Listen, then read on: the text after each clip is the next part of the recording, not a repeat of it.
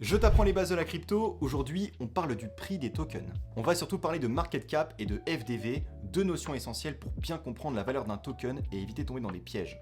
Alors avant toute chose, on va casser un mythe, le prix d'un token ça ne veut rien dire. Beaucoup de débutants regardent juste le prix d'une crypto en pensant qu'un token à 1 centime est pas cher et qu'il a plus de potentiel qu'un token à 1000 euros. Ouah, mais attends, si j'achète 10 balles de Shiba, ça veut dire que quand il va monter 1 dollar, j'aurai 1 million. Ça n'a absolument rien à voir. Ce qui compte vraiment, c'est la capitalisation du marché, qu'on appelle le market cap. En gros, le market cap, c'est la valeur totale de tous les tokens en circulation. La formule est simple, le market cap est égal au prix du token fois le nombre de tokens en circulation. Par exemple, un token à 1 centime mais avec 1 milliard de tokens en circulation aura un market cap de 10 millions d'euros.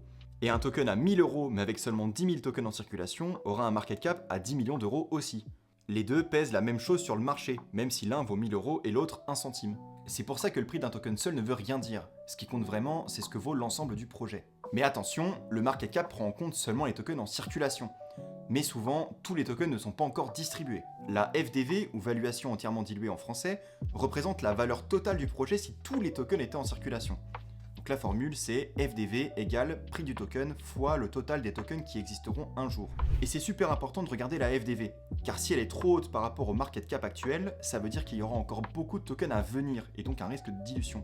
Par exemple, on a vu qu'il avait 21 millions de bitcoins, dont 20 millions en circulation, les 1 million restants étant libérés progressivement pour récompenser les mineurs.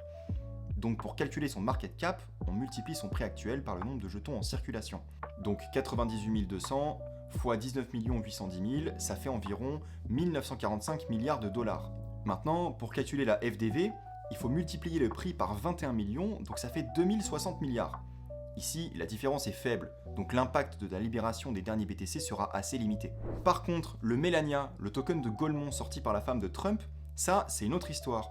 Il y a 1 milliard de jetons en tout, mais seulement 150 millions sont en circulation. L'équipe détient encore 850 millions de jetons, donc s'ils les vendent, et ils le feront vu que ça sert à rien, le token va s'effondrer. Bon, j'ai pris deux cas extrêmes, mais en général, pour financer un projet, les développeurs vendent des tokens à l'avance à des investisseurs. Ces tokens sont souvent bloqués pendant une certaine période. C'est pour ça qu'il est important de regarder si la FDV est beaucoup plus grande que le market cap, et surtout quand les prochains tokens seront débloqués, car ça peut fortement impacter le prix. En résumé, le prix d'un token seul ne veut rien dire. Ce qui compte vraiment, c'est le market cap et la FDV, qui permettent d'évaluer la taille et le potentiel du projet. Dans la prochaine vidéo, on va voir d'autres indicateurs pour analyser un token, donc abonne-toi pour ne rien manquer.